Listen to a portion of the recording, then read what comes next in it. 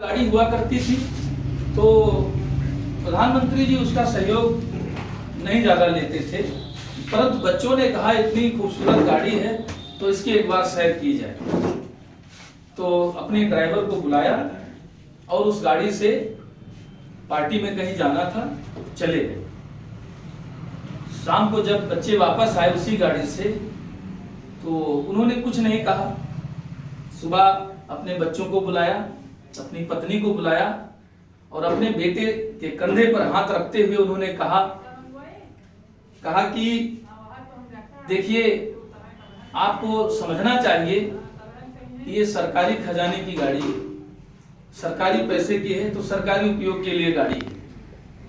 और ड्राइवर को भी बुलाया, कहा अपनी लॉग बुक लाइए और लॉग बुक में उन्होंने अपने उसमें गाड़ी को चढ़ाया और कहा इसका 14 किलोमीटर लगभग चली थी और 14 किलोमीटर का भुगतान उन्होंने कर दिया। ऐसे ईमानदार प्रधानमंत्री थे। आज के नेता हमारे देखिए कितनी शान शौकत से चलते हैं, मगर उस समय के जो नेता थे, जो लीडर थे, वो जमीनी नेता थे। उनके अंदर इतनी सहनशक्ति थी, इतनी करुणा थी, इतनी दया थी, वो कभी भी दिखावा नहीं करते थे। तो हमें उनसे कुछ सीख लेनी चाहिए। और ऐसे प्रधानमंत्री जिन्होंने एक बार पाकिस्तान से युद्ध चढ़ा कर कोई समझौता होना था तो छोटे कदकाठी के कारण उनका लोग मजाक उड़ाया करते थे। तो किसी रिपोर्टर ने कहा कि आप तो बहुत छोटे हैं और वो आयुब जी तो बहुत बड़े हैं, कैसे बातचीत कर पाएंगे? तो हमारे प्रधानमंत्री जी ने कहा कि मैं कद से छोटा हूं, वो हमसे लंबे हैं, इसलिए वो हमसे झुक के बात करेंगे और मैं सर उठा के बात करूंगा। ऐसे जो धूल चटा दिया उन्होंने सेना के साथ, सेना को इतना मनोबल सेना का बढ़ाया कि वहां पर जब युद्ध छिड़ा, उन्हीं के समय में युद्ध छिड़ा था और भारत को जीत हासिल हुई थी, धूल चटा दिया।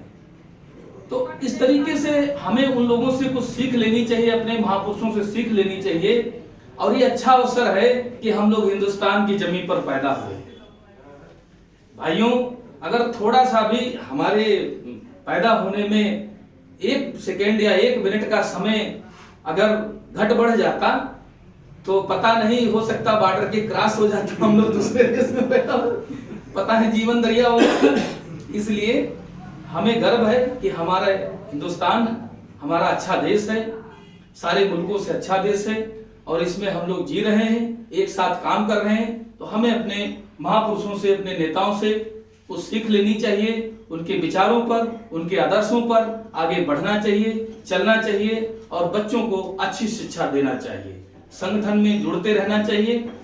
और हमारा जो राष्ट्रीय मानवाधिकार कानून सुरक्षा संघ है, इसकी जो अलख है वो जन जन तक पहुंचानी चाहिए, क्योंकि हर व्यक्ति को समस्या नहीं हो सकती है, लेकिन किसी दूसरे व्यक्ति को समस्या हो सकती है।